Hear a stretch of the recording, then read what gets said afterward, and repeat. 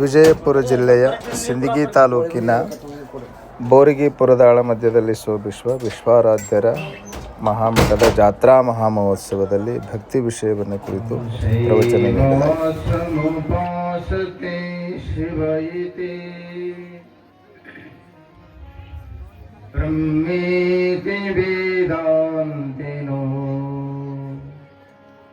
ಬೌದ್ಧ ಬುದ್ಧ ಇತಿ ಪ್ರಮಾಣಪಟವಾ ಕಪ್ಪೇತಿ ನೈಯಾಯಿಕಾ ಅರ್ಹನ್ನಿತ್ಯತ ಜೈನ ಶಾಸನರತಾ ಕರ್ಮೇತಿ ಮೀಮಾಂಸಕಾ ಸೋಯಂ ಗೋ ವಿದದಾತು ವಾಂಛಿತಫಲಂ ತ್ರೈಲೋಕ್ಯನಾಥೋ ವಿಭು ತ್ರೈಲೋಕ್ಯನಾಥೋ ವಿಭು.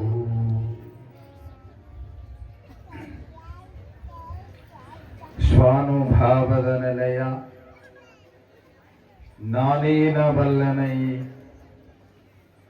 ನೀನೆ ಬಳಪಕ್ಕು ಈನ ನುಡಿಸಿದೊಡಗನೆ ನಾನುಡಿವೆ ಗುರುವೇ ಕೃಪೆಯಾಗು. ಸದಾವಕಾಲ ಸ್ಮರಣೀಯರಾದಂಥ ಪ್ರಾತಸ್ಮರಣೀಯರಾದಂಥ ಸದ್ಗುರುದೇವನ ಚರಣ ಸ್ಮರಣೆಯನ್ನು ಮಾಡಿಕೊಂಡು ಮಹಾಮಹಿಮಾ ಪುರುಷ, ಮಂತ್ರ ಪುರುಷ, ಸಕಲ ಮತೋದ್ಧಾರಕ, ಜಗದೋದ್ಧಾರಕ ಜಗದ್ಗುರು ಸಿದ್ಧಾರೂಢ ಮಹಾಸ್ವಾಮೀಜಿಯವರ ಶ್ರೀಚರಣಗಳಲ್ಲಿ ನಮೋ ನಮೋ ಎನ್ನುತ್ತಾ, ಲೀಲಾ ಪುರುಷ, ಅವಧೂತ ಚಕ್ರವರ್ತಿ, ಅಷ್ಟಮಾಸಿದ್ಧಿಗಳನ್ನ ಕಟ್ಟಿ ಆಳಿದಂತ ಜಗದತ್ತಿ ಜಗದ್ಗುರು ವಿಶ್ವಾರಾಧ್ಯರ ಶ್ರೀಚರಣಗಳಲ್ಲಿ ನಮಸ್ಕರಿಸಿ ಬಸವಾದಿ ಶಿವಶರಣರನ್ನ ಸ್ಮರಣೆ ಮಾಡ್ತಾ ಜಗದ್ಗುರು ಪಂಚಾಚಾರ್ಯರ ಪಾವನ ಶ್ರೀಚರಣಗಳಲ್ಲಿ ಪಡಮಡುತ್ತಾ ಜಗಜ್ಜನನಿ ಶಾಂಭವಿಯ ಶ್ರೀಚರಣಗಳಲ್ಲಿ ವಂದಿಸಿ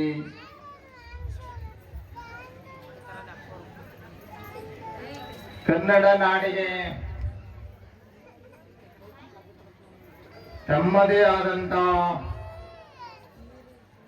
ಅಪರೂಪದ ಶೈಲಿಯಲ್ಲಿ ತತ್ವಪದಗಳ ಮೂಲಕ ಜ್ಞಾನದ ಬೆಳಕನ್ನ ನೀಡಿದಂತ ಸದ್ಗುರು ಭೀಮಾಶಂಕರ ಮಹಾರಾಜರ ಶ್ರೀಚರಣಗಳಲ್ಲಿ ನಮೋ ನಮೋ ಎನ್ನುತ್ತಾ, ಜಗದ್ಗುರು ವಿಶ್ವಾರಾಧ್ಯರ ಜಾತ್ರಾ ಮಹೋತ್ಸವ,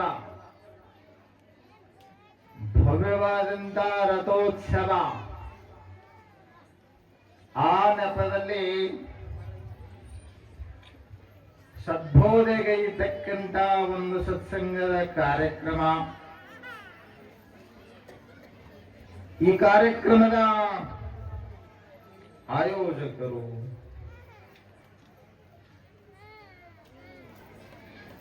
ಪರಮ ಪೂಜ್ಯರು,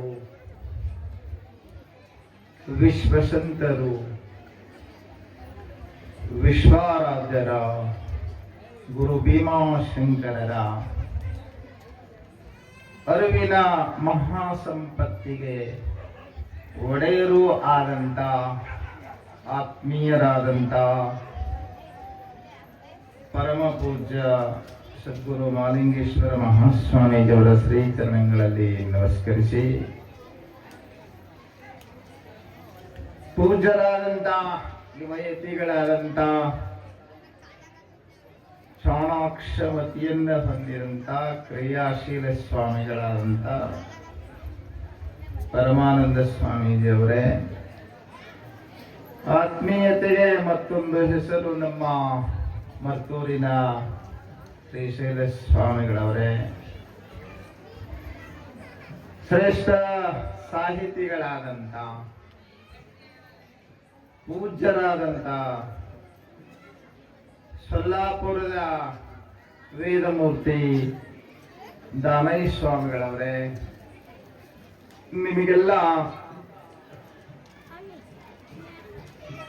ಲೀಲಾಪುರುಷ ವಿಶ್ವಾರಾಧ್ಯರ ಮಹಾಪುರಾಣವನ್ನ ರಸವತ್ತಾಗಿ ನಿರೂಪಣೆ ಮಾಡಿದಂತ ನನಗೆ ಹಿಂಗ ಸುದ್ದಿ ಹತ್ಯ ಇಷ್ಟ್ಯಾಕೆ ಹೆಚ್ಚಾಗ್ಯದ ಮಂದಿ ಅಂತ ಕೇಳಿದೆ. ಇವರೆಲ್ಲ ಇದೇ ಊರವರು, ಏನ್ ದುಡ್ಕೊಂಡು ತಿನ್ನಕ್ ಮತ್ತೆ ಯಾರ ಹೆಚ್ಚಿಗೆ ಬಂದಾರು. ಅದ್ಗಳಿಗೆ ಕೇಳಿದೆ ನಾನು, ಇಲ್ರಿ ಇದ ಊರವರು, ಸುತ್ತಮುತ್ತ ಊರವರು, ಇವರು ಸಹ ಎಲ್ಲರೂ ಮನಿ ಬೀಗ ಹಾಕಿ ಮುದುಕರಿಗೆ ಮನಿ ಕಾಯ್ಲಾಕ ಹಚ್ಚಿ, ಮುದುಕರು ಅಂದ್ರ ಹಳೆ ಕಾಲದ CC ಕ್ಯಾಮ್ರಾ ಅವ್ರು. ಇವ್ರಿಗೆ ಗೊತ್ತಾಗ್ತದೆ CC ಕ್ಯಾಮ್ರಾ ಅಂದ್ರೆ. ಮನಿ ಬೀಗ ಹಾಕಿ ಮನಿ ಮಂದಿ ಎಲ್ಲರೂ ಬಂದಾರ್ರಿ. ಕಾರಣ ಅಂದ್ರ ಸಿದ್ದರಾಮಯ್ಯ ಸ್ವಾಮಿಗಳ ಪುರಾಣ ಹೇಳ್ಯಾರ್ರಿ. ಹಂಗೆ ಮಾಡ್ತಾರ, ಮನಿ ಬಿಡಂಗ ಮಾಡ್ತಾರ ಸುಮಂದಿ. ತಾವು ಮನಿ ಬಿಡವಲ್ರು, ಎಲ್ಲರಿಗೆ ಮನೆ ಬಿಡಿಸಿಬಿಡ್ತಾರ, ಹೋಟೆಲ್ ಮಠಕ್ಕೆ ತರ್ತಾರ. ಅತ್ಯಂತ ರಸವಾಣಿ ನಮ್ಮ ಸಿದ್ದರಾಮಯ್ಯ ಸ್ವಾಮಿಗಳವರು. ರಸಿಕನಾಡಿದ ಮಾತು ಶಶಿಯುದಿಸಿ ಬಂದಂತೆ, ರಸಿಕನಲ್ಲದನ ಬರಿ ಮಾತು ಕಿವಿಯೊಳಗೆ ಕೂರ್ದಶೆಯ ಬಡಿದಂತೆ ಅಂತ ಹೇಳ್ತಾರೆ.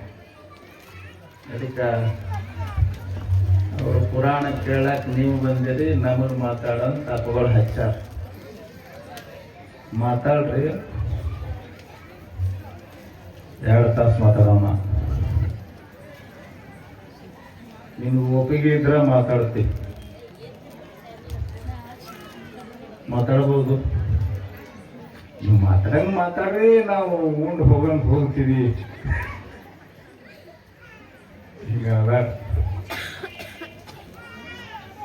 ಅವ್ರೇನ್ ಪುರಾಣ ಹೇಳಲ್ಲ, ನಾನು ಪುರಾಣ ಹೇಳ್ತೀನಿ. ಮತ್ತೆ ವಿಚಾರ ಏನು ಭಕ್ತಿ ವಿಚಾರ ಐತೆ ಅದರೊಳಗೆ ನಿಮ್ಮ ಪುರಾಣ ತಂದು ಹೇಳುವಂತ ಪ್ರಯತ್ನವನ್ನ ನಾನು ಮಾಡ್ತೇನೆ. ಪೂಜ್ಯರು, ಉಭಯ ಪೂಜ್ಯರು ಭಕ್ತಿ ವಿಚಾರವನ್ನ ಪ್ರಸ್ತುತಪಡಿಸಿದ್ದಾರೆ. ಇವತ್ತ ಭಗವಂತನಿಗೆ ಪ್ರಿಯವಾದದ್ದು ಭಕ್ತಿ.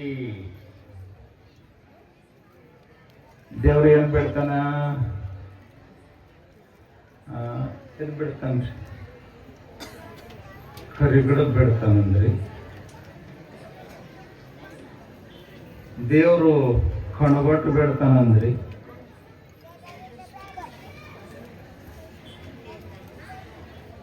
ದೇವರಿಗೆ ಎಡೆ ಹಿಡಿತೀರಿ, ಅಮಾವಾಸ್ಯೆಗೊಮ್ಮೆ ಹಿಡಿತಿರಲ್ಲ, ಎಡೆ ಹಿಡಿತೀರಿ.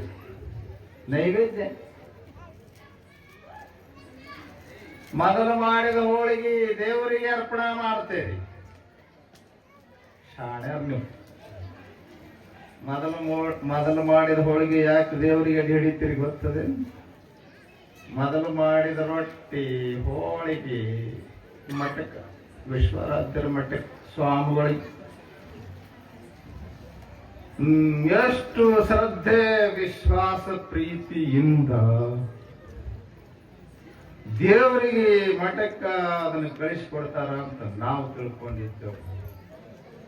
ಗೊತ್ತಾಗ್ಯದ ನಮಗೆ, ನಿಮ್ಗೆ ಗೊತ್ತಾಗ್ಯದ ನಮ್ಗೆ. ಮೊದಲು ಮಾಡಿದ ಹೋಳಿಗೆ ದೇವರಿಗೆ ಮಠಕ್ಕೆ ಯಾಕೆ ಬರ್ತೇನ್ರಿ? ಮೊದಲು ಮಾಡಿದ್ದ ಯಾಕ ಅಂದ್ರ ಹಂತ ಬರೋಬರಿ ಕಾಯ್ದಿರಂಗಿಲ್ಲ. ಕೈಯ ಹೊಲಸಿರ್ತದ, ಹಂಚು ಹೊಲಸಿರ್ತದ. ಹೊಲಸು ಹತ್ತಿದ ಹೋಳಿಗೆ, ಹಸಿಬಿಸಿ ಸುಟ್ಟು ಹೋಳಿಗೆ ಗುರುಗಳಿಗೆ. ಅದು ಹಸಿಬಿಸಿ ತಿಂದು, ಹಸಿಬಿಸಿ ಹೋಳಿಗೆ ತಿಂದು ಸ್ವಾಮಿ ಹೋದ್ರು ಹೋಗ್ಲಿ, ಹಿಂದಿಲ್ಲ ಮುಂದಿಲ್ಲ, ಹಂಗೇನಿಲ್ಲ. ನನ್ನ ಮಾತಿನ ಅಭಿಪ್ರಾಯವನ್ನ ನೀವು ಅರ್ಥ ಮಾಡ್ಕೋಬೇಕು.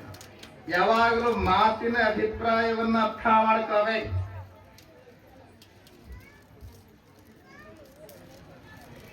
ಇಲ್ಲದೆ ಹೋದ್ರೆ ಗಡಬಡ ಆಗ್ತದೆ.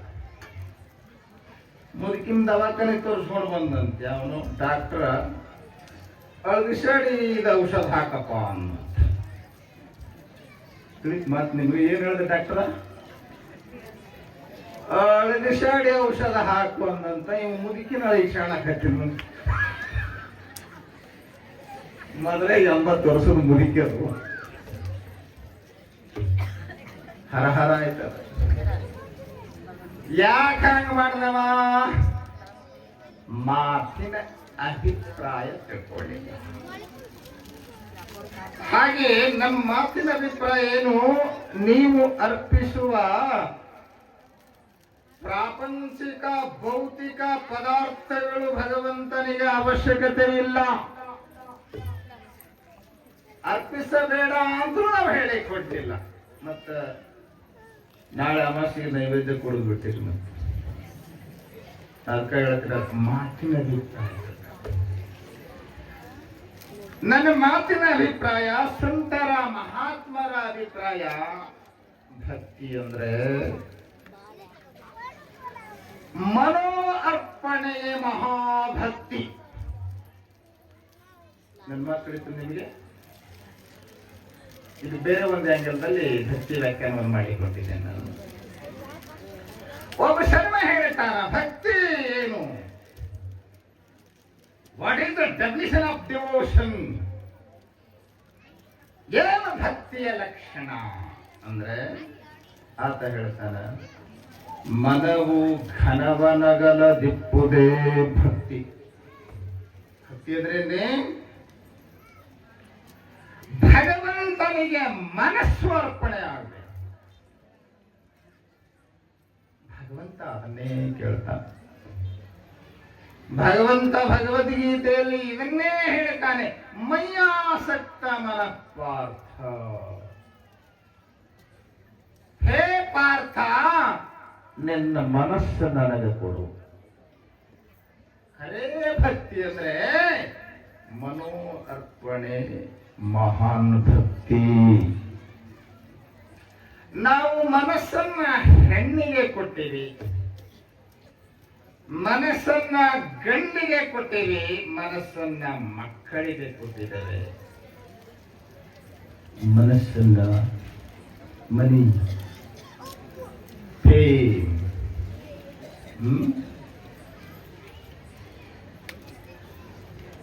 ನಮ್ಮ ಮನಸ್ಸು ಪ್ರಾಪಂಚಿಕ ಕ್ಷುಲ್ಲಕ ಪದಾರ್ಥದಲ್ಲಿ ಸಿಕ್ಕಾಕೊಂಡಿದೆ. ಕೆಲವರು ತಮ್ಮ ಮನಸ್ಸನ್ನ ಬಾಟ್ಲಿಗೆ ಕೊಡ್ತಾರೆ. ಭಗವಂತನಿಗೆ ಕೊಡುವಂದ್ರೆ ಇವರು ಬಾಟಲಿಗೆ ಕೊಡ್ತಾರೆ. ಬಾಟ್ಲಿ ಅಂದ್ರೆ ತಿಳಿತಾರೆ. ಬಾಟ್ಲಿ ಕೊಟ್ಟಾರೆ. ಒಬ್ಬ ಆಧುನಿಕ ಕವಿ ಬಹಳ ಚಂದ ಹೇಳ್ತಾನೆ, ಬಹಳ ಅಪರೂಪದ ಮಾತು. ಎಲ್ಲರೂ ಬಸವ ಭಕ್ತರಾಗಲಿಲ್ಲ, ಎಲ್ಲರೂ ಮಾವೀರ ಬುದ್ಧರ ಭಕ್ತರಾಗಲಿಲ್ಲ, ಎಲ್ಲರೂ ಯೇಸು ಪೈಗಂಬರರ ಭಕ್ತರಾಗಲಿಲ್ಲ, ಎಲ್ಲರೂ ಬಾಟಲಿಯ ಭಕ್ತರಾಗುತ್ತ ನಡೆದಿಯರು ನೋಡಯ್ಯ. ಚಪ್ಪಡಿ ಹೊಡಿತೀರಿ? ಹೌದು ಹೌದು. ನೀವು ಬಾಟಲಿ ಭಕ್ತರಾಗತ್ತಾರ. ಬಾಟಲಿಗಾಗಿ ಬದುಕನ್ನ ಸಮರ್ಪಣ ಮಾಡ್ಲಾಕತ್ಯಾರ. ಈ ಸತ್ತ ನಮ್ಮ ಮಠದಾಗ ಒಂದು ಕೇಸ್ ಐತಿ, ನೋಡ್ಕೊಂಡ್ ಬರ್ತೀರಿ ಹೋಗಿ. ಬಸ್ ಖರ್ಚು ನಿಮ್ ಬಸ್ ಖರ್ಚು ಬೇಕಾಗಿರೋದ ಈಗ?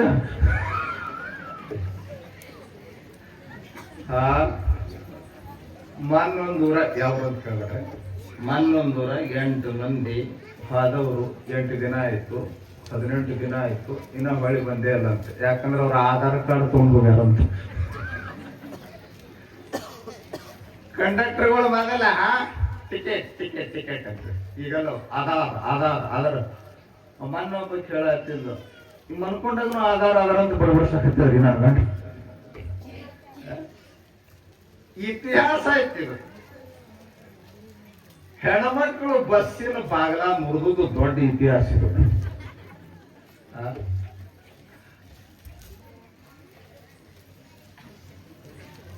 ನಮ್ಮ ಮಠದಾಗ ಒಂದು ಕೇಸ್ ಐತಿ. ಈಗ ಬಡ ಮನುಷ್ಯ 3 ಮಕ್ಕಳು, ಪಾಪ ಹೆಂಡತಿ ದುಡಿತಾಳ.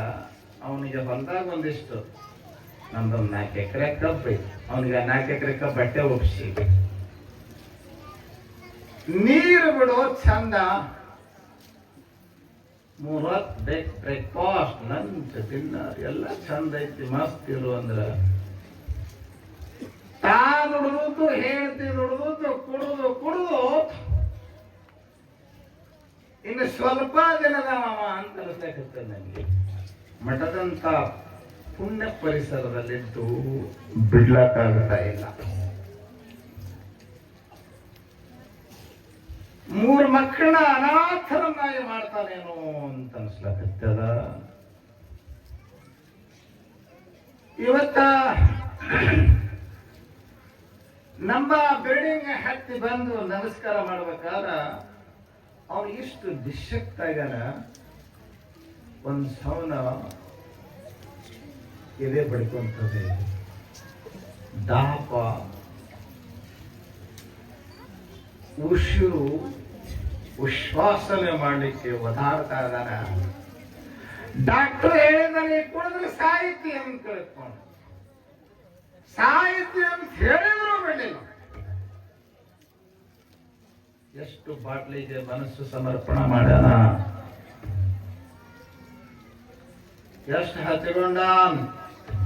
ಅವನೊಬ್ಬನ ಕಥೆ ಅಲ್ಲ, ಅವನೊಬ್ಬನ ಮುಂದಿಟ್ಟುಕೊಂಡು ಹಳ್ಳಿಗಳಲ್ಲಿ ಇವತ್ತ ಯುವಕರು ಹೆಚ್ಚು ಲಿವರ್ ಫೇಲ್ ಆಗಿ ಸಾಯ್ತಾ ಇದ್ದಾರೆ. ಏನಕ್ಕೆ ಇವರು ಮನಸ್ಸರ್ಪಣ ಮಾಡ್ಯಾರ? ಬಾಟಲಿಗೆ ಮನಸ್ಸರ್ಪಣ ಮಾಡ್ಯಾರ. ಬಾಟಲಿಯೇ ಭಗವಂತ. ಇವ್ರು ಏನಾಗಿದೆ? ಬಾಟಲಿಯೇ ಭಗವಂತ.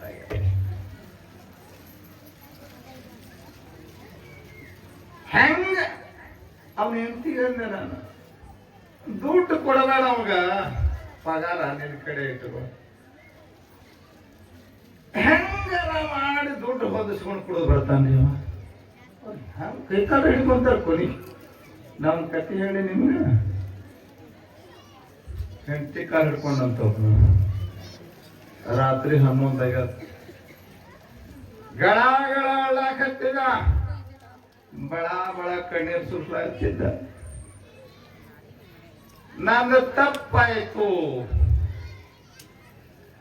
ನಾ ಬಾಳ ಕಷ್ಟ ಕೊಟ್ಟೆ ನಿನಗ, ನಾ ಬಾಳ ಟಾರ್ಚರ್ ಮಾಡಿದೆ ನಿನಗ, ನಂದು ಬಾಳ ತಪ್ಪಾಯ್ತು, ಕುಡಿದು ಜೀವನ ಹಾಳು ಮಾಡ್ಕೊಂಡೆ, ನನಗೆ ಕ್ಷಮ ಮಾಡ. ನಿನ್ನ ಪಾದದ ಅಣಿ ಮಾಡಿ ಹೇಳ್ತೀನಿ, ನಾ ಏನು ಕುಡಿಯಂಗ. ಹೆಂಡತಿ ಕಾಲ್ದ ಬಿಡ್ರಿ, ಪತಿದೇವ್ರು ನೀವು ಕಾಲ್ ಹಿಡಿತಾರೇನ್ರಿ? ಬಿಡ್ರಿ. ಇಲ್ಲ, ನನಗೆ ಬಹಳ ಪಶ್ಚಾತ್ತಾಪ ಆಗ್ಯದ, ಇವತ್ ನನಗೆ ಬುದ್ಧಿ ಬಂದದ, ಏನು ಮುಂದೆ ನಾ ಕುಡಿಯಂಗಿಲ್ಲ. ಆಯ್ತು ಕುಡಿದಲ್ಲ ಅಂತಿಲ್ಲ. ನಿನ್ನ ಪಾದ ಮುಟ್ಟಿ ಹೇಳ್ತೀನಿ, ನಿನ್ನ ಪಾದದಾಗಿನ ಚೈನ ಮುಟ್ಟಿ ಹೇಳ್ತೀನಿ, ನಿಂದು ಉಂಗುರ ಅವೇನ ಕಲ ಹಾಕ್ತಾರಲ್ರಿ ಕಾಲು ಉಂಗುರ ಮುಟ್ಟಿ ನಾ ಏನು ಕೂಡ ಹಿಂಗಿಲ್ಲ ಒಂದು ಕಾಲು ಹಿಡೋ ಬಿಡವಲ್ಲ. ಇವ್ರು ಖುಷಿ ಆಯ್ತು ಹೇಳ್ತೀವಿ. ಗಂಡ ಕುಡಿದತ್ತಾರ, ಇವತ್ತು ಬುದ್ಧಿ ಬಂತು. ನಮ್ಮ ಪಂಡಿತ್ ಸಿದ್ದರಾಮಯ್ಯ ಸ್ವಾಮಿಗಳ ಪುರಾಣ ಕೇಳಿ ಅಂದ್ರೆ ಇದೇ ಒಂದು ತಿಳ್ಕೊಬೇಡ್ರಿ, ಅವ್ರು ಎಲ್ಲ ಕಡೆ ತಿರುಗಾಡ್ತಾರ, ಅದಕ್ಕೆ ಹೇಳಕತ್ತೀನಿ. ಪುರಾಣ ಕೇಳಿ ಸತ್ಸಂಗ ಮಾಡಿ ಬುದ್ಧಿ ಬಂದಂಗೆ ಕಾಣ್ತದ ನನ್ನ ಗಂಡಗ. ಬಾಳ ಖುಷಿ ಐತಿ ಹೆಣ್ಮಗಳಿಗೆ. ಎಷ್ಟು ಖುಷಿ ಆಗಿತ್ತಂದ್ರ ನಮ್ಮ ಹೆಣ್ಮಕ್ಳು ಬಾಳ ಚಲೋ. ಅವರು ಖುಷಿ ಸಂಗತಿ ದುಃಖದ ಸಂಗತಿ ಹೊಟ್ಟಾಗಿ ಇಟ್ಕೊಳಂಗಿಲ್ಲ. ಹೊರಗೆ ಹಾಕಿದ್ರಂದ್ರ ರಾಮ್ ಅಂದ್ರ ಇನ್ನೊಬ್ರು ಹೇಳಿದ್ರನೇ ಬಹಳ ಖುಷಿ. ಯಾಕ್ರಿ ಅಪರಾತ್ರಾಗ ಗೆಳತಿ ಸಂಘವನ ಮನೆಗೆ ಬಾರ್ದ ಅಂತ ನೋಡ್ರಿ ಅಂದೆ. ಹಿಂಗ್ ಹೇಳಕ್ ಯಾಕ ನನ್ನ ಗಂಡನ ಬುದ್ಧಿ ಬಂದದ್ದು, ಎಷ್ಟು ಬುದ್ಧಿ ಬಂದ. 15 ನಿಮಿಷಕ್ಕೆ ಹಿಡ್ಕೊಂಡು ಹೋಗ್ಬಿಟ್ಟಿಲ್ಲ. ಇನ್ನು ಮುಂದೆ ನಾ ಕುಡಿಯೋದಿಲ್ಲ ಅಂತ ಪ್ರತಿಜ್ಞೆ ಮಾಡ್ಯಾನಂತ ಸಂಘವನ ಮನೆಗೆ ಹೋಗಿ ಹೇಳಿ ಮನಿ ಹೊಂಟಾಳ. ಇವ ಮತ್ತೆ ಕುಡಿದು ಜೊದ್ದಾಡ್ಕೋತ ಹೊಂಟಿದ್ದಂತ ಇವ ಗಬ್ರು ಗಾಬರಾಗತಿ. ಇವ್ ದುಡ್ಡು ಎಲ್ಲಿಂದ ಬಂತು, ಯಾಕಡೆಯಿಂದ ದುಡ್ಡು ಬಂತು? ಗಾಬರಾಗ ಸಂಶಯ ಬಂದು ಕಾಲ್ ನೋಡ್ಕೊಂಡು ಕಾಲ್ ಹಿಡೋದು ಕೂಡ ನೆವದಾಗ ಕಾಲಾಗಿನ ಚೈನಾ ಬಿಚ್ಕೊಂಡು ಹೋಗ್ಯಾನವ.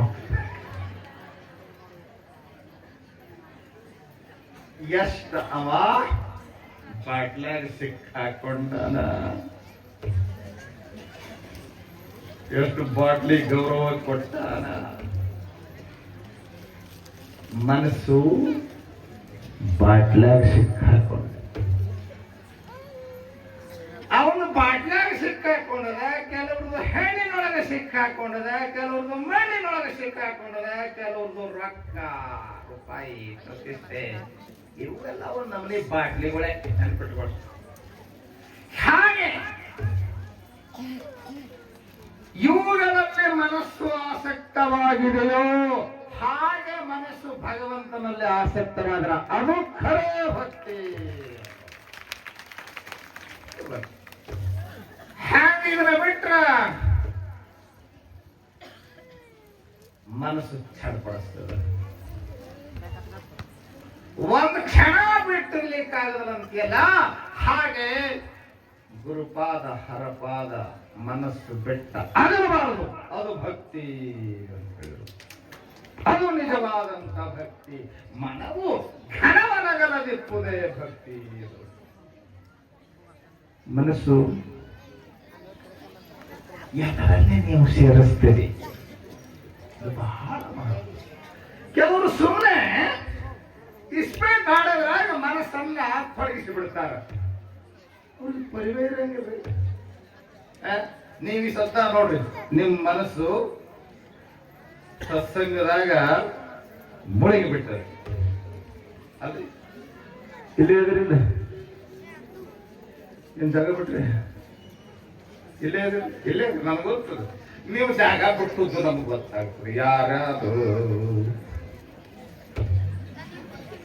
ಕುಂತಲ್ಲೇ ಮನೆ ಕಡೆ ಹೋಗ್ಯಾರ, ಕುಂತಲ್ಲೇ ಮನೆ ಕಡೆ ಹೋಗ್ತಾರ. ಕಿಲಿ ಹಾಕಿ ಬಂದು ಹಂಗೆ ಬಂದು ಆಯ್ತು ಮನೆ ಕಡೆ ಮನಸ್ಸು ಬಹಳ ಮಜಾ ಐತ್ರಿ. ಅದಕ್ಕೆ ಭಗವಂತ ಅಂತಾನ, ಹೇ ಅರ್ಜುನ ನಾನ್ ನಿಮ್ಗೇನು ಬೇಡೋದಲ್ಲಪ್ಪ, ನಾ ಬೇಡೋದು ಒಂದೇ, ಏನೇ ಮಯ್ಯಾಸಕ್ತ ಮನೋಥ. ನಿನ್ನ ಮನಸ್ಸಿನ ಆಸಕ್ತಿ ನನ್ನಲ್ಲೇ ಇರಲಿ. ನಿನ್ನ ಮನಸ್ಸು ಕೊಟ್ಟು ಮನಸ್ಸಿಗೆ ಕೊಟ್ರೆ ಎಲ್ಲ ಮುಗೀತ್ರಿ. ಮನಸ್ಸಿಗೆ ಕೊಟ್ರಲ್ಲ ನೋಡ್ರಿ, ಹುಡುಗನಿಗೆ ಮನಸ್ಸಿಗೆ ಕೊಡ್ತಾಳಂತ. ಮನಸ್ಸಿಗೆ ಕೊಟ್ಟಲ ಅಂದ್ರೆ ಮುಗೀತ್ ನೋಡ್ರಿ. ಅವನು ಬಿಡುತ್ತಾಳ, ಅಪ್ಪನ ಬಿಡುತ್ತಾಳ, ಮತ್ತ ಅವನು ಅಷ್ಟೇ ಮನಸ್ಸು ಕೊಡ್ತೀನಂತ. ಮನಸ್ಸು ಕೊಟ್ಟ ಮೇಲೆ ಮುಗೀತ್. ಬ್ಯಾಡ್ ಅಂದವ್ರನ್ನ ಬಿಡ್ತಾರವ್ರು.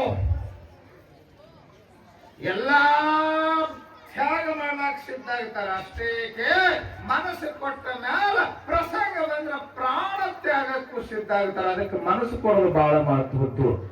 ಈ ಹೊನ್ನಿಗೆ, ಹೆಣ್ಣಿಗೆ, ಮಣ್ಣಿಗೆ, ಈ ಪದವಿ, ಪ್ರತಿಷ್ಠೆ, ಪೈಸಾಕ, ಕ್ಷುಲ್ಲಕ ಪ್ರಾಪಂಚಿಕ ವಸ್ತುಗಳಿಗೆ ಮನಸ್ಸು ಕೊಡೋ ಬದಲಿಗೆ ಆ ಮನಸ್ಸನ್ನು ಒಮ್ಮೆ ಭಗವಂತನಿಗೆ ಕೊಡೋ ಜೀವನ ಉದ್ಧಾರ ಆಗುತ್ತದೆ.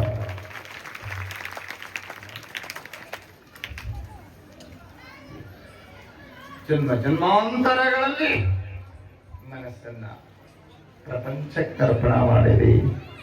ಇದೊಂದ್ಸಲ ಪರಮಾತ್ಮನಿಗೆ ಅರ್ಪಣ ಮಾಡು.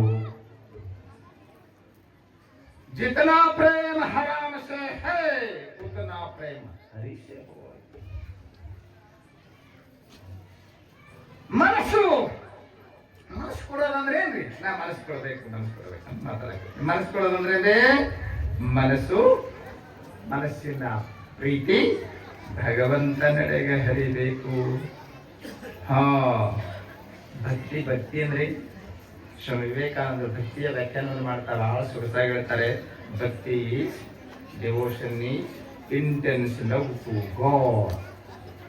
ಭಕ್ತಿ ಅಂದ್ರೆ ದೇವನೆಡೆಗೆ ಹರಿಯುವಂತ ಮನಸ್ಸಿನ ಆಸಕ್ತಿ, ತೀವ್ರತರವಾದಂತ ಮನೋಪ್ರೀತಿ, ಮನದೊಡೆಯನಾದಂತ ಮಾದೇವನಿಗೆ ಅರ್ಪಣೆಯಾಗುವುದೇ ಮಹಾನ್ ಭಕ್ತಿ ಅಂತ ಹೇಳಿದರು. Human love, relations are companions bring disappointments, uncertainties, confusions and disturbances. Swami Vivekananda ಬಹಳ ಸೊಗಸಾಗಿ ಈ ಮಾತು ಹೇಳ್ತಾರೆ, ಲಕ್ಷ ಕೊಡ್ರಿ.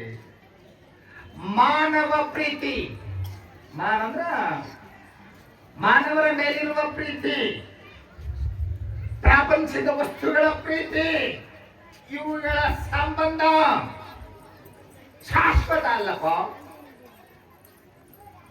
ಈ ಪ್ರೀತಿ ವಸ್ತುಗಳ, ವ್ಯಕ್ತಿಯ ಮೇಲಿರುವಂತ ಪ್ರೀತಿ ಅನ್ಸರ್ಟನಿಟಿ. ಅನ್ಸರ್ಟನಿಟಿ ಅಂದ್ರೇನು? ಇದು ವ್ಯಭಿಚಾರಿ. ಅವ್ಯಭಿಚಾರಿಯಾದ ಪ್ರೀತಿ ಭಗವಂತನಲ್ಲಿ ಮಾತ್ರ ನೆಲೆಯಾಗುತ್ತದೆ. ಪರಮಾತ್ಮನನ್ನ ಬಿಟ್ರೆ ಪ್ರೀತಿ ಎಲ್ಲಿಯೂ ಅವ್ಯಭಿಚಾರಿಯಾಗಿರ್ಲಿಕ್ಕೆ ಸಾಧ್ಯ ಇಲ್ಲ. ಅದೋ ವ್ಯಭಿಚಾರಿ ಹಾಕುವಂಥವು. ವ್ಯಭಿಚಾರಿ ಅಂದ್ರೆ ವ್ಯಭಿಚಾರ ವ್ಯಭಿಚಾರ ಅಸ್ತಿ ಇತಿ ವ್ಯಭಿಚಾರ. ನಿಮ್ಗೆ ಅರ್ಥ ಆಗಿಲ್ಲ ಬಿಡಿ, ಅದು ಸುಶಬ್ದಶ ಅರ್ಥ ಹೇಳ್ತೀನಿ ಕೇಳಿ. ಏನಂದ್ರ ನಿಮ್ಗೆ ಉದಾಹರಣೆ ಮೂಲಕ ಹೇಳ್ತೀನಿ. ಅಂದ್ರೆ ನೀವು ಯಾವುದೇ ಒಂದು ವಸ್ತು ಪ್ರೀತಿ ಮಾಡ್ತೀರಿ, ಅದು ಅಥವಾ ವ್ಯಕ್ತಿನ ಪ್ರೀತಿ ಮಾಡ್ತೀರಿ, ಕಾಯಂ ಈ ಪ್ರೀತಿ ಕಾಯಂ, ನಿಮ್ ಶಬ್ದ ಬಳಸ್ಬೇಕಂತ ಕಾಯಂ ಅಂತ ಹೇಳಕ್ಕಾಗಲ್ಲ. ಉದಾಹರಣೆಗೆ ಮಗನ ಮ್ಯಾಗ ಪ್ರೀತಿ, ಹಡೆದ ತಾಯಿಗೆ ಯಾರ ಪ್ರೀತಿ ಇರ್ತದೆ? ಮಗನ ಪ್ರೀತಿ ಇರ್ತದೆ. ಮಗು ಒಂದು ಕ್ಷಣ ಮಾಡಿದಂದ್ರ ಬಹಳ ಬಡಬಡಿಸಿ ಹೋಗ್ತಾಳಮ್ಮ. ಸ್ಕೂಲ್ನಿಂದ ಬರುವ ಮಗು 5 ಗಂಟೆಗೆ ಬರ್ಲಿಲ್ಲ, 5 ನಿಮಿಷ ತಡ ಆಯ್ತಂದ್ರೆ 20 ಸಲ ಫೋನ್ ಹಚ್ತಿರ್ತಾರ. ಅವ್ರು ಬಾಳ ಮಕ್ಕಳು ಕರೀತಾವ, ಸುಮಾರು 12-13 ಮಕ್ಕಳು ಕರೀತಾವ. ಇಂಗ್ಲಿಷ್ ಮೀಡಿಯಂ ಭಾಳ ಚಿಕ್ಕ ಮಕ್ಕಳು ಬದಾಯ್ತಾವ. ಒಂದು 5 ನಿಮಿಷ ತಡ ಆಗ್ತದಪ್ಪ. ಮಮ್ಮಿ ಟೈರ್ ಪಂಕ್ಚರ್ ಆಗ್ತದ, ಡ್ರೈವರ್ ತಡ ಮಾಡ್ತಾನ. ಅವಂಗು ಹೆಂಡ್ರ ಮಕ್ಳು ಇರ್ತಾವ ನೋಡ್ರಿ. ಹೆಂಡತಿ ಕೂಡ ಮಾತಾಡಿ ಬರ್ಬೇಕಂತ ಹೇಳಿ ತಡ ಆಗಿರ್ತದ ನಮಗೂ. ಡ್ರೈವರ್ಗಳು ಸುದ್ದಿ ಮುದ್ದಾಮ್ ಹೇಳ್ಬೇಕಾಗಿದ್ ನಾನು. ಒಂದ್ 5 ನಿಮಿಷಕ್ಕೆ ತಡ ಆಯ್ತಂದ್ರ ಎಷ್ಟು ಗಡ್ಬಡ್ ಮಾಡ್ತಿರ್ತಾರೆ. 20 ಸಲ ಏನಾಯ್ತ್ರಿ? ಯಾಕೆ ನನ್ನ ಮಗ ಬಂದಿಲ್ರಿ? ಯಾವಾಗ ನಿನ್ನ ಮಗ ಭೂಮಿ ಮೇಲೆ ಅದಾನ, ಮ್ಯಾಗನ ಹೋಗಿಲ್ಲ, ಬಸ್ನಾಗ ಅದಾನ, ಇವತ್ತು ಮೀಟಿಂಗ್ ಅದ, ಫಂಕ್ಷನ್ ಆಗ್ಯದ, ಗಾಡಿ ಮತ್ತೆ ಏನೋ ನೆವ ಹೇಳ್ತೀವಿ. ಎಷ್ಟು ಮಗನ ಬಿಟ್ಟ ಒಂದು ಕ್ಷಣ ಇರಂಗಿಲ್ಲ.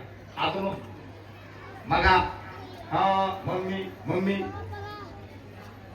ಎಲ್ಲಿತನ ಮಮ್ಮಿ ಅದು ನೋಡಿ ಬೆನ್ನಿಂದ ಓಡಾಡ್ತದ. ಮಮ್ಮಿ ಕಾಣಿಲ್ಲ ಅಂದ್ರ ಏನು ಅದ್ರ ಪಾಲಿನ ಪ್ರಪಂಚನೇ ಇಲ್ಲ. ಮಮ್ಮಿ ಮಮ್ಮಿ ಅಂತ ತಿಳ್ಕೊಂಡು ಬೆನ್ನ ಹತ್ತಿ ಓಡಾಡ್ತದೆ. ದುಮ್ಮಿ ಬಂದು ಮಮ್ಮಿ ತಿಳಿತ ನಿಮಗೆ ತಿಳಿತದ? ಮಮ್ಮಿ ಆ ಕಡೆ ಹೋದ ಗೊತ್ತಿಲ್ಲ. ಯಾವ ವಸ್ತು ಈ ಹೊಸದಾಗಿ ಬಂದಾಗ ಈ ನಾ ಫಸ್ಟ್ಗೆ ಸೆಕೆಂಡ್ ಹ್ಯಾಂಡ್ ಕಾರು ಈ ಒಂದು 25 ವರ್ಷದ ಹಿಂದೆ ಮಾತು ಹೇಳ್ತೀನಿ. ಸೆಕೆಂಡ್ ಹ್ಯಾಂಡ್ ಅಂಬಾಸಡರ್ ಕಾರ್ ಎಷ್ಟು ಪ್ರೀತಿ ಅದ್ರ ಮ್ಯಾಲ ಸುಮ್ಮನೆ ಒಳಗೆ ಹೋಗಿ ಕುಂದ್ರದು. ಅವ ಡ್ರೈವಿಂಗ್ ಬರ್ತಿರ್ಲಿಲ್ಲ, ಸುಮ್ಮನೆ ತಿರುವುದು, ರಾತ್ರಿ ಎದ್ದು ಹೋಗಿ ನೋಡೋದು. ಎಷ್ಟು ಪ್ರೀತಿ, ಎಷ್ಟು ಅದು ಉಳಿತದ ಏನ್ ಪ್ರೀತಿ. ಉದಾಹರಣೆಗೆ ನಿಮ್ಮ ಮನ್ಯಾಗ ಒಂದು ಹೊಸದು ಸೋಫಾ ಸೆಟ್ ತರ್ತೀರಿ, ದಿನದಾಗ 3 ಸಲ ಒರೆಸ್ತೀರಿ. 3 ತಿಂಗಳಾದ ಮ್ಯಾಲ 3 ಬಟ್ಟು ದಪ್ಪ ಮಣ್ಣು ಧೂಳು ಬಿದ್ದಿರ್ತದ. ಪ್ರೀತಿ ನಾ ಹೇಳಿದೆ, ವಸ್ತು ವ್ಯಕ್ತಿ ಇದು ಪ್ರೀತಿ ಸ್ಥಿರ ಅಲ್ಲ, ಇದು ಚೆನ್ನಾಗಿ ಇದು ಬದಲಿಸ್ತಾ ಹೋಗ್ತದ. ಒಂದು ಉದಾಹರಣೆ ಹೇಳ್ತೀನಿ, ಬಹಳ ಪ್ರಮುಖದ ಉದಾಹರಣೆ. ಇದು ಕಲ್ಕತ್ತೆಯಲ್ಲಿ ನಡೆದಂತಹ ಘಟನೆ, ಸತ್ಯ ಘಟನೆ. ಇದು ಸತ್ಯ ಸಂಗತಿ, ನಿತ್ಯ ಪ್ರಪಂಚದಲ್ಲಿ ನಡೆಯುವಂತ ಸ್ವಲ್ಪ ವ್ಯತ್ಯಾಸವಾಗಿ ನಡೀತಿರ್ತದಷ್ಟೇ. ಇದು ಕಥೆಯಲ್ಲ, ವ್ಯಥೆ. ಕಲ್ಕತ್ತೆ ಒಳಗ ಒಂದಿಬ್ರು ದಂಪತಿಗಳು, ದಂಪತಿ ಅಂದ್ರೆ ಅರ್ಥ ಆಗ್ತದ ಹಿಂದಿನ ಭಾಷೆದಾಗ ಹೇಳಿ, ಗಂಡ ಹೆಂಡತಿ, ಸತಿ ಪತಿ, ಒಳ್ಳೆ ಆದರ್ಶ ದಂಪತಿಗಳು, ಬಹಳ ಪ್ರೀತಿಯ ದಂಪತಿಗಳು. ಒಬ್ಬರನ್ನೊಬ್ರು ಇಟ್ಟು ಹಚ್ಕೊಂಡಿದ್ರು. ಇಂಗ್ಲಿಷ್ದಾಗ ಒಂದು ಮಾತು ಅಂತಾರೆ, ಏನಂತ, ಈಚ್ ಫಾರ್ ಒನ್. ಒಬ್ಬರಿಗೊಬ್ರು ದೇವರು ಚಲೋ ಅಂದ್ರೆ ಮನಸ ಪೂರ್ತಿ ಇಬ್ಬರ ಸೃಷ್ಟಿ ಮಾಡ್ಯಾರ ಅನ್ನುವಂಗ ಅಷ್ಟ ಆದರ್ಶ ದಂಪತಿಗಳು. ಬಹಳ ಚಂದಿದ್ರು, ಬಹಳ ಚಲೋ ಇದ್ರು. ಇಬ್ರು ಅನ್ಯೋನ್ಯವಾದಂತ ಪ್ರೀತಿಯನ್ನು ಹೊಂದದವರು. ಸತಿ ಪತಿನಾಗ ಅಷ್ಟೇ ಪ್ರೀತಿ, ಪತಿ ಸತಿನಾಗ ಅಷ್ಟೇ ಪ್ರೀತಿ. ಏನ್ ಹೇಳಿ ಮಾಡಿಸದಂಗೈತ್ರಿ ಜೋಡಿ. ನೀವು ಅಂತಿರ್ತಲ್ಲ ಹೆಂಗ್ರಿ ಜೋಡಿ ಚಂದ ಕುಡಿಯೋದ, ಚಂದ ಕುಡಿಯೋದ. 2 ದಿನ ಕೂಡಿರ್ತದ, 2 ದಿನ ಕೂಡಿರ್ತದ್ರಿ. ಭಾಳ ಮಜಾ ಐತಿ ಕಟ್ಟಿಗೆ ಆಡೋದಕ್ಕೆ. ಹೇಳಿ ಮಾಡಿಸಿದಂತ ಜೋಡಿ ಬಹಳ ಚಂದ ಜೋಡಿ. ಸಾಕಷ್ಟು ಸಂಪತ್ತು, 4 ಫ್ಯಾಕ್ಟ್ರಿ, 400 ಜನ ಆ ಕೆಲಸ ಮಾಡ್ತಿದ್ರು. ವರ್ಕರ್ಸ್ ಎಲ್ಲ ಅವರ ಕಂಪನಿಗಳಲ್ಲಿ. ದೊಡ್ಡ ಅರಮನೆಯಂತ ಮನೆ, ಯಾವುದಕ್ಕೂ ಕೊರತೆ ಇಲ್ಲ. ಚಂದನ ಹೆಂಡತಿ, ಚಂದನ ಮನಿ. ಆ ಮನಿ ಆನಂದ ಭವನ, ಆನಂದ ಸದನ. ಆದ್ರೆ ನೆನಪಿಟ್ಟುಕೊಡ್ರಿ, ಎಷ್ಟೇ ಚಂದನ ಅಂದ್ರೂ ಸಂಸಾರದೊಳಗ ಎಷ್ಟೇ ಇದು ಸಾಮರಸ್ಯದಿಂದ ಕೂಡ್ಯಾದಂದ್ರೂ ನಿಜಗೊಂಡು ಒಂದು ಮಾತಂದ್ರೆ ಬಹಳ ಚಂದ. ವಿಷಮ ಸಂಸಾರವಿದನು ಕನಶಂದರಿ. ಇದು ಯಾವತ್ತೂ ಚಂದ ಚಂದ ಕಂಡಂಗಾಗ್ತದ ಅಷ್ಟೇ. ಹೆಂಗ ಸಂಸಾರದಲ್ಲಿ ಸಮಸ್ಯೆ ಸುಳಿದೀತಾವ ಅಂಬುದಕ್ಕೆ ಇದು ಉದಾಹರಣೆ.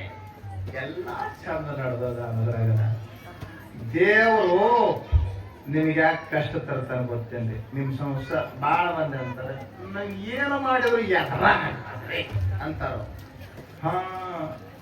ಎದರ ಸಂಸಾರದಾಗ ಎದುರಾಗ್ತದೆ. ಯಾಕೆ ಹಂಗ ಮಾಡ್ತಾನ ಅಂದ್ರ ಪ್ರಪಂಚ ಎಲ್ಲ ಚಂದ ಇರ್ತಂದ್ರ ಪರಮಾತ್ಮನಿಂದ ಅನಿಸ್ತದೆ ನೀವು.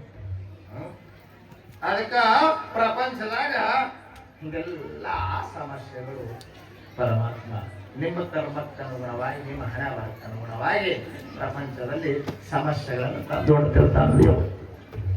ಏನ್ ಸಮಸ್ಯೆ ಆಯ್ತಪ್ಪ, ಬಹಳ ಚಂದ ಇತ್ತು ಸಂಸಾರ ಜೀವನ, ಸ್ವರ್ಗದಂತ ಜೀವನ. ಆ ಮದುವೆ ಹಾಗೆ 9 ವರ್ಷ ಕಳೆದು ಹೋಗೋದಾಗ ಗೊತ್ತಾಗಿಲ್ಲ. ಅಂದ್ರೆ 4ನೇ ಕ್ಲಾಸ್ ಓದಕ್ಕೆ ಮಗು ಅಂದ್ರೆ ಎಷ್ಟು 9 ವರ್ಷ ಕಳೆದು ಹೆಣ್ಣು ಮಗು, ಅತ್ಯಂತ ಸುರದ್ರೂಪಿಯಾದ ಹೆಣ್ಣು ಮಗು, ಮುದ್ದಾದ ಒಂದು ಹೆಣ್ಣು ಮಗು. ಮದುವೆ ಆಗಿ 9 ವರ್ಷ ಆಗ್ಯದ, ಗಂಡೆಗೆ ರೋಗ ಬಂತು. ಎಂತ ರೋಗ ಬಂತು, ವಾಸಿಯಾಗದ ಕಾಯಿಲೆ, ಬೋನ್ಸ್ ಕ್ಯಾನ್ಸರ್ ಆಯ್ತಂತ. ಎದಕ್ಕೆ ಕ್ಯಾನ್ಸರ್ ರೀ?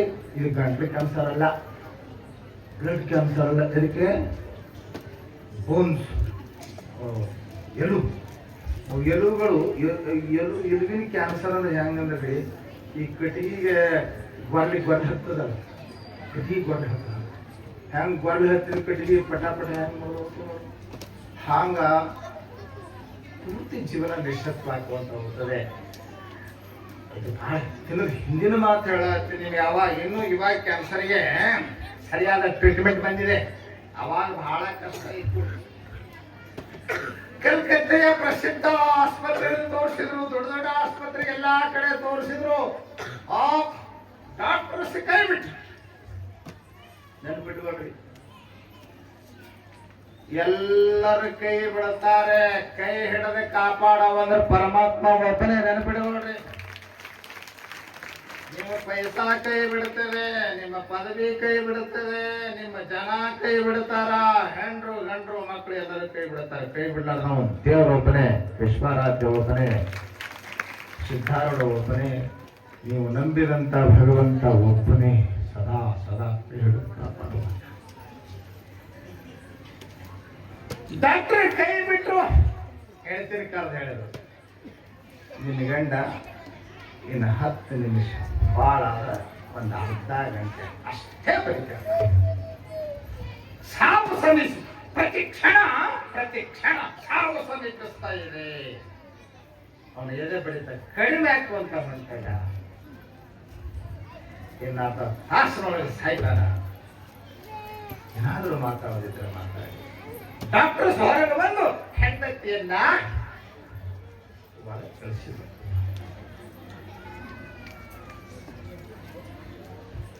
ಹೆಂಡತಿ ಕಾಲದಷ್ಟೇ ಬಂದು ನಿಂತಾಳ, ಕಣ್ಣೀರು ತಂದಾಳ. ಇಲ್ಲಿ ಮಾತಾಡ್ಲಿಕ್ಕೂ ಆಗ್ತಾ ಇಲ್ಲ, ದಳದಳ ಕಣ್ಣೀರು ಹರಿತಾ ಇದ್ದಾಳ. ಮಗು ಬಂದು ಪಕ್ಕದಲ್ಲಿ ನಿಂತುಕೊಂಡದೆ, ಭಾರವಾದ ಹೃದಯದಿಂದ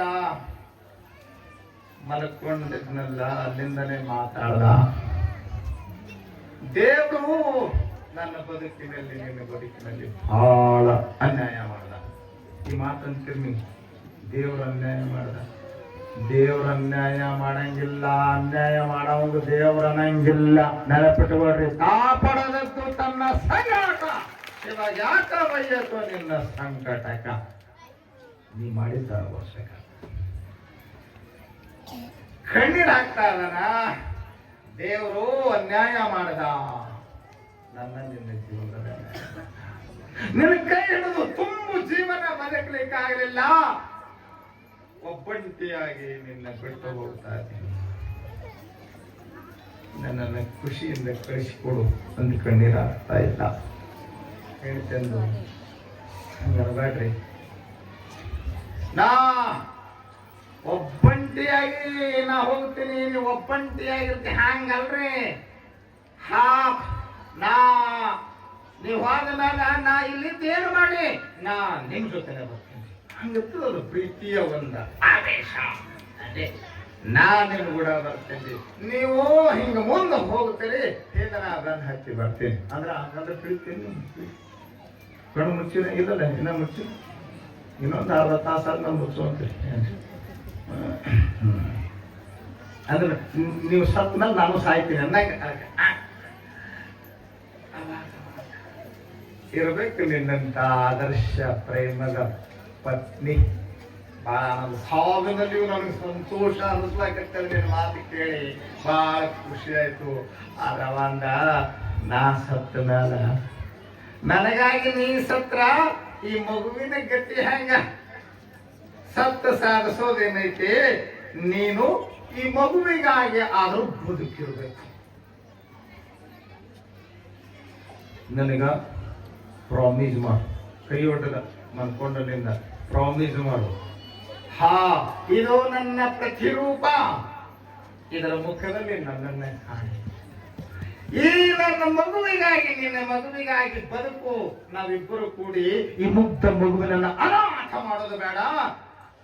ಈ ಮಗುವಿಗಾಗಿ ಬದುಕ್ತೇನಂತ ನನ್ ಪ್ರಾಮಿಸ್ ಮಾಡಿ ಕೈ ಹೊಡೆದ. ಆಯ್ತ್ರಿ ಅಂತ ಕೈ ಮೇಲೆ ಕೈ ಹಾಕಿದ್ರು. ಪಟಕ್ನ ಕಣ್ಣು ಮುಚ್ಚದ, ಸತ್ತ.